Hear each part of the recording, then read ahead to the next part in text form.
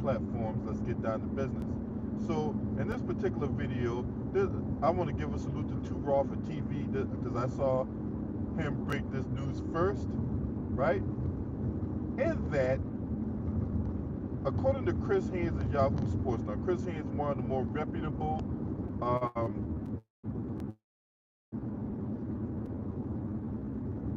NBA insiders out here in today's society, right? AD, LeBron, and Russell Westbrook was on a three-way conversation, and apparently they all vowed to make this work. If this is true, because until the first tip, until that ball gets tipped in the first game of the regular season, right? I'm gonna have to hold my victory lap for this. Now, mind y'all, back in April, when everybody would say Russell Westbrook was the goner, I was one of the only ones that said he wasn't. I was one of the only ones that said that he wasn't going anywhere. And I still stood on that. And Ticket said I was wrong, that the San Antonio Spurs had an offer on the table for Russell Westbrook. Now let me ask y'all something, right? When have you ever heard the San Antonio Spurs trade with the Lakers or whatever? When have you ever heard that the Lakers and Spurs would make trades with each other, right? You've never heard the Spurs trading with the Lakers, right, or whatever like that. If it happened, it happened in recent memory. And then the Spurs just traded DeJounte Murray to the Atlanta Hawks. They're going through a youth movement. So why would they trade for Russell Westbrook? Doesn't make sense, right? I know it doesn't.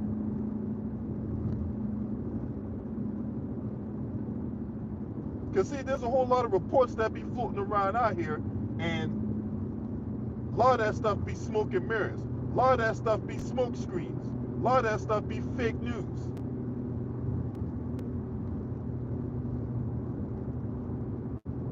So as I said before, right, I was one of the only people that said that Russell Westbrook wasn't going anywhere, that the Lakers were stuck with him. People said I was on cap. People said I didn't know what I was talking about. And people said that, oh man, LB, man, you don't know nothing about basketball, LB. You need to learn basketball, right? All that goofy ass shit I be getting when I go against popular opinion, because I follow the evidence. I sensationalize some shit because everybody else is saying it. And I wish people out there would stop saying that stupid ass shit. Because I got my own fucking mind. Too Raw for TV got his own fucking mind. We don't have to stick our finger in our mouth and hold it up to the damn sky to see where the wind blows, and that's the direction we're going to go. We not built like that.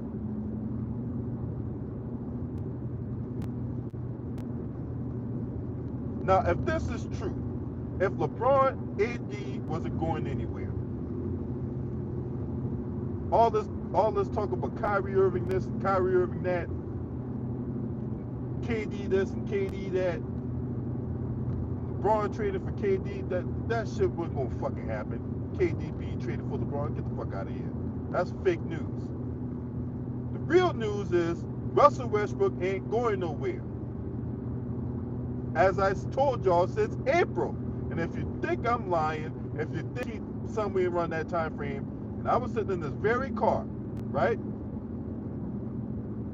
I was sitting in this very car, and I told people that Russell Westbrook wasn't going nowhere. And he was going to be next year. And then Adrian Wojnarowski pointed out something as well, right? A fourth trade in 4 years is not a good look for Russell Westbrook. Because remember, in 3 years, he was traded from OKC to Houston, he was traded from Houston to Washington, and then he was traded from Washington to LA. A fourth trade in 4 years would not have been a good look for Russell Westbrook.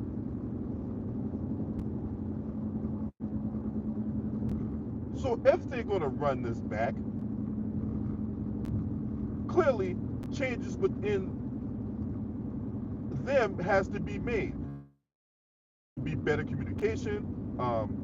Has to be uh, knowing what role they're going to be in, and that's where the coach going to have to come in. That's when Darvin Ham going to have to come in and really right the ship on that, about what role Russell Westbrook going to be in, what role LeBron James going to be in, what role AD going to be in, how they're going to incorporate each other, or how they're going to complement each other when all three of them are on the floor at the same time, and stuff, right? We'll see what happens. Like I say, man, a lot of stuff can happen between now and tip-off. And tip-off is normally the third Tuesday in October.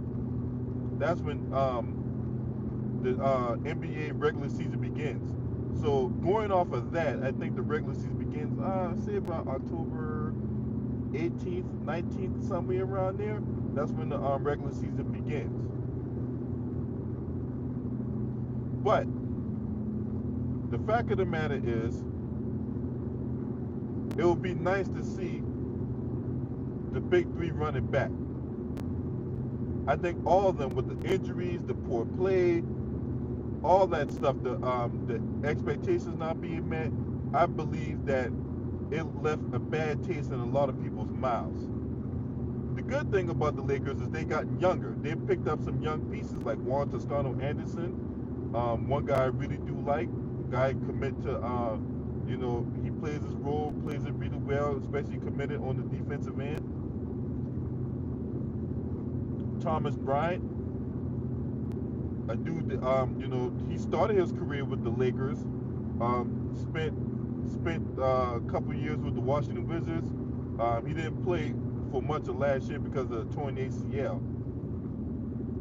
But, he can play a little bit off the bench or what have you. So you got to give, even though those moves weren't like spectacular or what have you, but the Lakers have gotten younger. So Russell Westbrook, to me, he has to shoot the ball better, obviously. He has to shoot the ball better, and he has to make better decisions with the basketball, right? AD, for whatever reason, he got to find a way to get in that gym, man, right? LeBron, look, as great as LeBron James is, he still got to be a better leader. So there's little things here and there that big three has to do in order to attain the success that they're looking for, and that's an NBA championship. Because that's the goal. When you don that purple and gold, any Lakers fan know it. Elder know it. Ticket know it. I sure as hell know it. Right? LA Sports, all these dudes, all the Lakers fans out there, they know when a person dons that purple and gold, there's an inherent level of expectations that comes behind it. LVZ know it too. When you don that Lakers uniform, you are donning the uniform of one of the most storied, if not the most storied franchise in all of professional sports. And losing is not acceptable, especially when we don't even get a chance to compete for an NBA championship.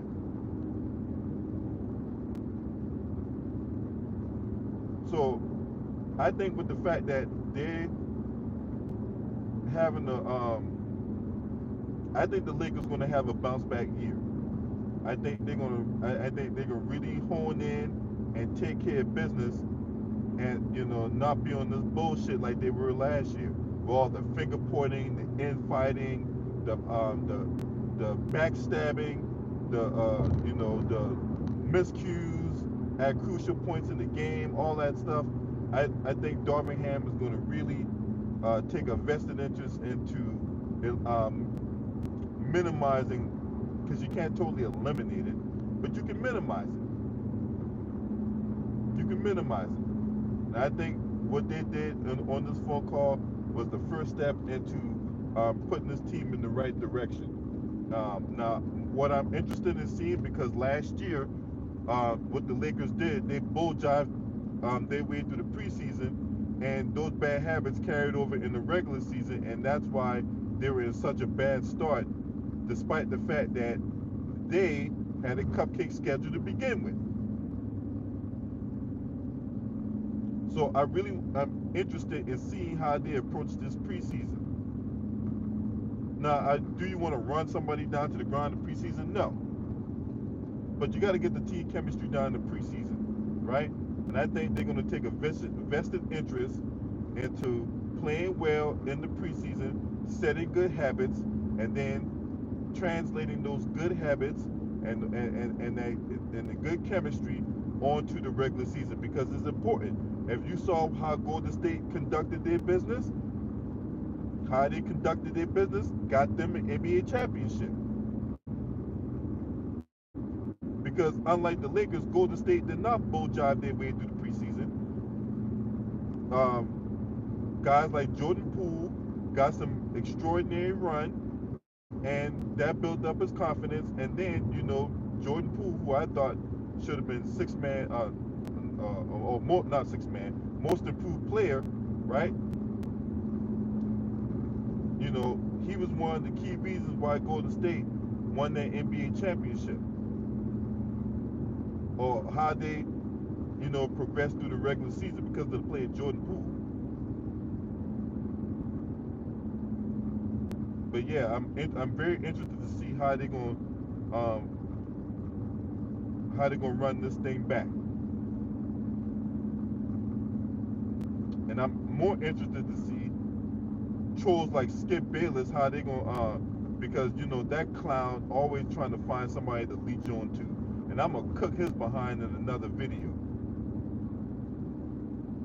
I'm gonna cook that bastard in another video. I'm gonna freaking see that clown. But anyway, that's neither here nor there, man. I appreciate y'all for watching. If you're not a subscriber to this channel, make sure you hit the subscribe button, hit the like button, and share these videos on your social media platforms. Last but definitely not least, shouts out to the LDBC. This your man. Scream at me. Oh!